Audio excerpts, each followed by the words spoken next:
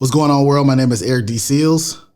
If you're stepping into the world of documentary cinematography, there are a few key things you need to master to be an effective director of photography on set. Today, I'm sharing the 5 most important things you need to know to capture compelling, cinematic documentary footage while staying adaptable to unpredictable environments. Let's get started.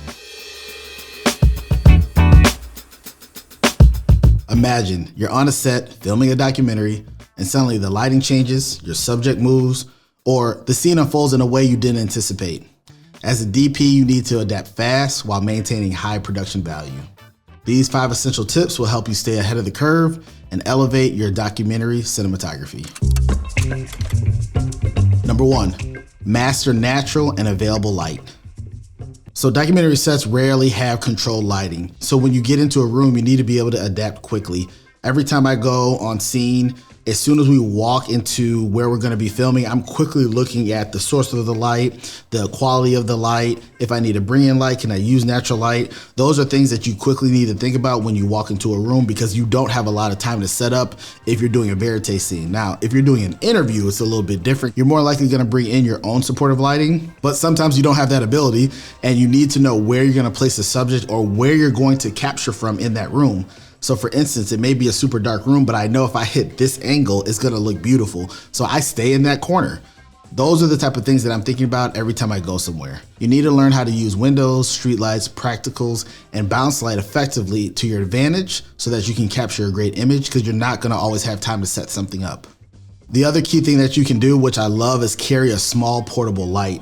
Some people use tubes, some people use the MVC lights. It's important to have a light that you can use in a scene if you just need to add a little bit of kick to their face, or it's a little bit dark behind them. These lights that someone can quickly hold to affect the scene is going to be very beneficial. One of the key things that you want to do is you don't want to break the scene, and you don't want to disrupt what the environment looks like. These small LED lights are great in these situations because it allows you not to break up or disrupt the environment.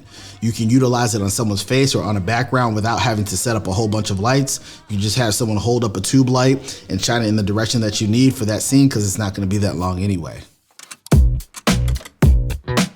Number 2, be ready for running gun shooting. So you won't always have the time to set up elaborate shots. Your camera needs to be ready at all times. One of the things that I love to do is I come to my scenes with my camera already set. Whether it's in my hotel room or at my home, when I get on set, my media is ready, my batteries are ready, my monitor's ready. All I have to do is turn it on. The lens that I think I'm gonna use is already on the camera. If I have filters, it's already on top of the camera. Like, everything I need is ready, because to me, the best documentary filmmakers are capturing the scenes before we get into the scene. So I think it's very important for each scene to have a beginning and end. I don't want to capture someone in a room. I want to capture someone walking into the room or walking into the building. The only way I can do that is if I'm set up and I'm ready to go. The other thing that's very important to me is the ability to master handheld techniques, from putting it on your shoulder to utilizing gimbal work, and minimal rigging for quick movement. I look at some people's rigs and they have so many things, so many batteries connected, so many different things that can go wrong. And it, to me, gets in the way of great filmmaking. Instead of just getting a nice lens on there, getting it stable, and going into a scene.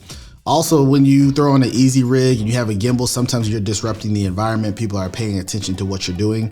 And so that's why my setup, I like to make it as simple as possible, because it allows me to get in there and be a fly on the wall and be invisible. Number 3, prioritize audio just as much as video. Bad audio will ruin even the most cinematic visuals. I know sometimes it gets in the way and it's difficult to do both. Well, realistically, you shouldn't be doing both. The ideal situation is that you have an audio person with you, but let's be honest, that doesn't always happen. I would say most of the time I have an audio person with me recording sound separately, but in the beginning of my career, that was not a foregone conclusion. Most of the time I was working by myself. So I had to learn the different techniques to get proper audio. Bad audio will completely ruin the scene, where good audio but bad video is still acceptable sometimes. So you need to always monitor your sound with high quality headphones and use a shotgun mic and a live combo whenever possible. So what I like to do is I have in-ear headphones that I use, and I have 2 different setups. One's a Bluetooth setup, so I don't have wires all over the place. I utilize that depending on what type of verite scene that I'm doing. But if I'm on an interview, then I'll have larger headphones that cover my ear so I can just isolate the sound and just listen to that. The only reason I don't like to have the larger headphones when I'm doing a verite scene is because my head is big and it gets in the way of the camera.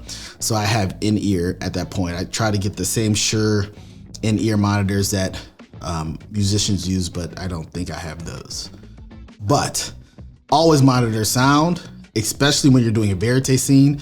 A lot of people think monitoring sound is just so you can hear it. It's also to understand what's going on. During a verite scene, monitoring the audio lets you know if you should be with your character, if you should be with somebody else, if you should film B-roll. If they're talking about something that has nothing to do with what the documentary is about, great time to go film something else. But if you're listening and then they switch the conversation and it is on brand or it is on subject, now you can go over there and start filming them. You don't know that if you're not listening to what they're doing. The other beautiful thing about monitoring the audio is people usually tell you what they're gonna do before they go do it. Hey man, I'm about to go over here. Or hey man, I'm about to go jump in the car. Or hey, I'm about to leave.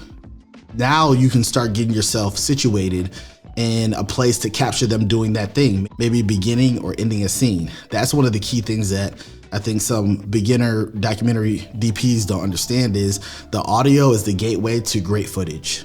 One of the things that I've been utilizing lately is a Bluetooth transmitter within my FX9 with my wireless headphones.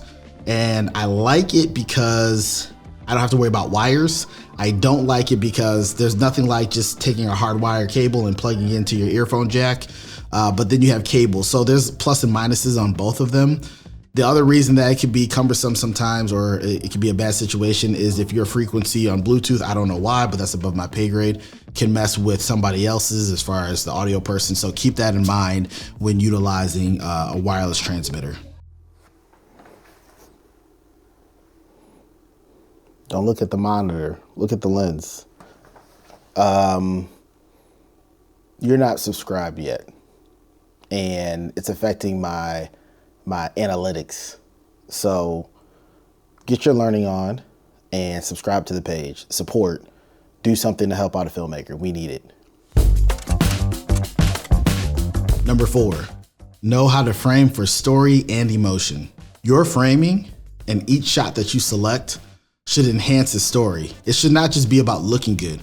It should be part of the storytelling. If you put someone on the short side of the frame, if you have a super wide shot, if you have a low angle, if you have a top angle, all of these are telling a story visually to your audience. And so keep that in mind when you're framing people. That's why it's important for the DP to be a part of those story development meetings, to be a part of the overall structure and the arc and the storyline, because you need to know how we're framing these people in the documentary so you can literally figure out how to frame them in your lens and your camera.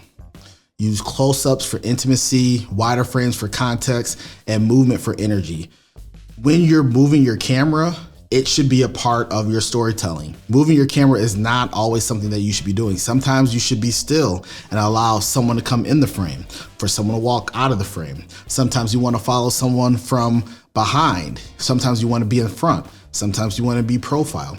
Sometimes you want to frame a wide shot with nobody in it. Sometimes you want to allow people to go amongst themselves. There's so many reasons why you choose every framing situation.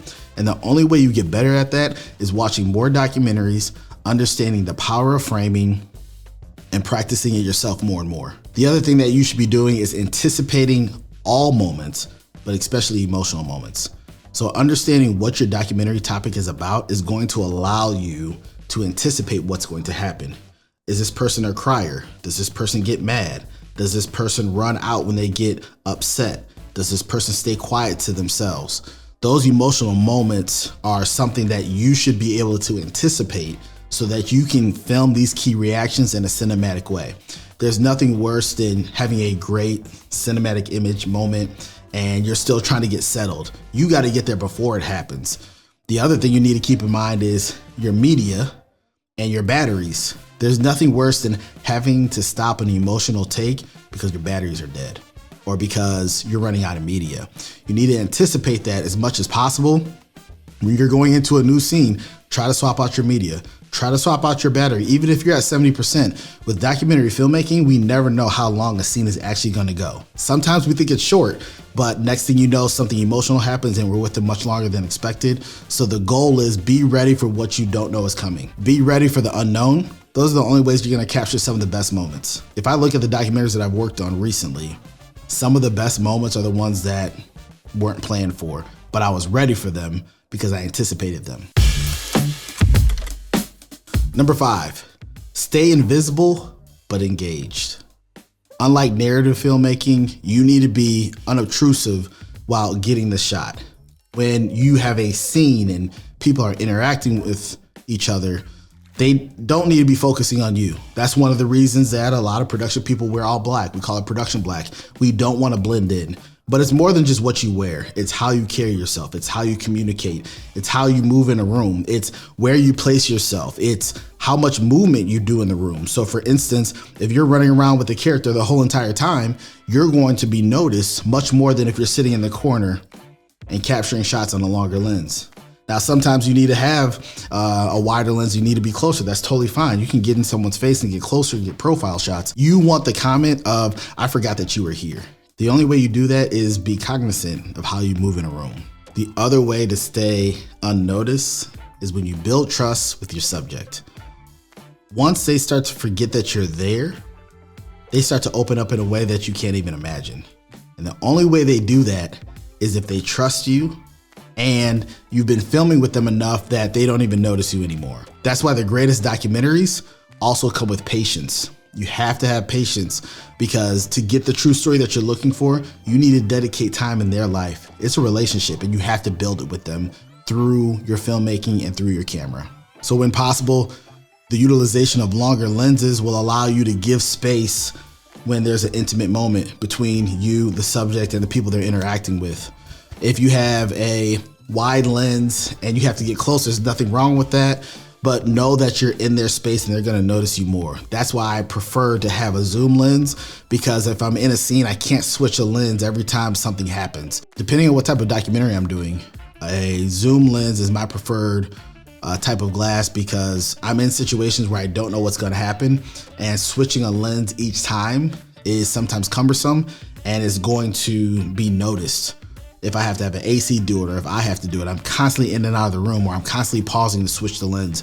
Yes, I can move my feet, which is one of the key things when having a prime lens, and that allows you to get better at framing. But once you learn that, I think the power of a zoom lens is really important. If you found this helpful, hit subscribe and turn on notifications for more real world cinematography tips. And let me know in the comments, what's the biggest challenge you face when shooting documentaries? Mastering these 5 skills will set you apart as a strong documentary DP. Stay adaptable, stay observant, and always be ready to capture the moment. Thanks for watching, and I'll see you in the next video.